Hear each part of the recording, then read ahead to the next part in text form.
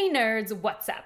Today I'm going to be talking about all the differences between the Amazon Prime show The Ring of Power and J.R.R. Tolkien's works, particularly the appendices of The Lord of the Rings and The Silmarillion. Now usually, like with my Wheel of Time videos, I jump right into the differences, but today I feel like I need to give you guys some much needed important context about this show and J.R.R. Tolkien's work, so I hope you don't skip this. The Rings of Power TV show only has the rights to The Hobbit, The Lord of the Rings trilogy, and most importantly, the appendices in The Lord of the Rings.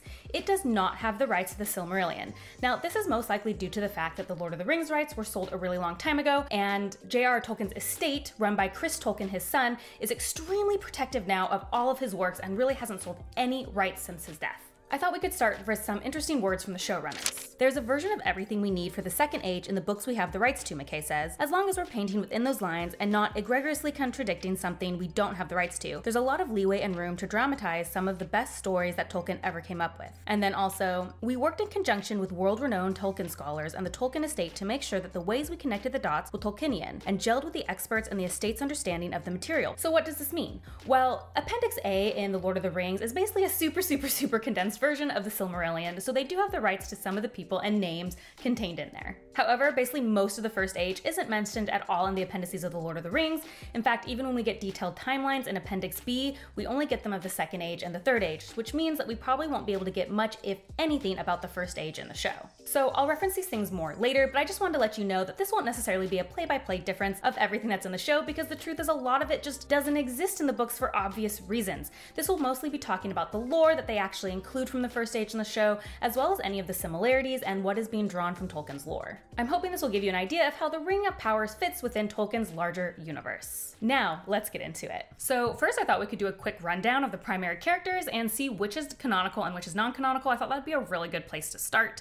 So if we start with the canonical characters, Galadriel, Finrod, Elrond, Celeborn, Durin the Fourth, and Gil-galad are all canonical and are found in the appendices and the Silmarillion. Our non-canonical characters would be people like Eleanor Brandyfoot, or just all the Brandyfoots in general, Arondir, Bronwyn, and Halbrand. Now you notice that's a lot of the main characters that aren't canonical, but at least the ones with the most screen time. But honestly, I feel like this isn't a bad idea at all. They don't have the rights to anything else. They don't really have the choice. Sure, I wish we could do those stories, but we can't. So I think it's smart to give themselves a lot more room by doing new characters. And honestly, the Silmarillion leaves a lot of holes, so there's a very possibility that there are major players we didn't hear about. I do want to talk about Galadriel a little bit. I feel like she's the one we've all been talking about the most, but honestly, we just don't know a lot about her. She barely shows up in the Silmarillion. I don't think she's a bad canonical person to choose as a main character. There's so much that you could fill in about her. Sure, is it canon? No, but that doesn't necessarily mean it's bad. I'd say the traits we know about her in the books are that she's intelligent, righteous, and mighty.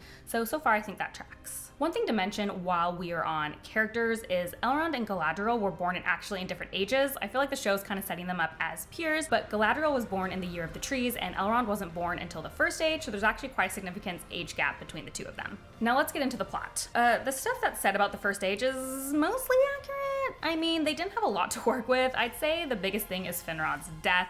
His story and character in the Silmarillion are just so epic, and obviously they couldn't use that. It's not their fault, but this is just like such a bland version of that. Finrod's story was probably one of my favorite. Go and read the book, there's more to this story. I have zero memory of this mark being a thing, so that I think is a visual thing just for the show. I felt that this argument was reminiscent of things that happened, like people did argue whether Morgoth or Sauron were really gone and what should be done, so I think that kind of sets up some conflict well. Now about the Harfoots, I'm not sure they were in the Second Age. I didn't remember reading about them in the Second Age, but also when I look it up, there's really no definitive about when the hobbits came to Middle-earth, so I think this is fine. This tidbit was really interesting, this scene when he's being left out of the council. So in the Silmarillion, Elrond and his brother are half-elves, and they're given the choice whether they want to stay in elven society or man society, and Elrond's brother chooses to live with men, and Elrond stays with the elves, and he's fully accepted. So I wonder if they're starting that kind of storyline and letting the conflict play out on screen, so that will be interesting. So I like this a little bit. They say twice in known history, elven and men getting together ended in death. This is a reference to Luthien and Beren and Idril and Tuor. I find this hilarious because there's literally only a single sentence about this in the appendix, and they were like, we're gonna use it, we got the rights to it, we're gonna use it. As a side note, I really loved Luthien and Beren's story, and so if they're gonna give Arendor and Borwin that kind of vibes, I would be into it. Yes, there were men that stood with Morgoth and men that didn't. I think they did a great job. Honestly, all the things they were mentioning about the First Age seems decently accurate.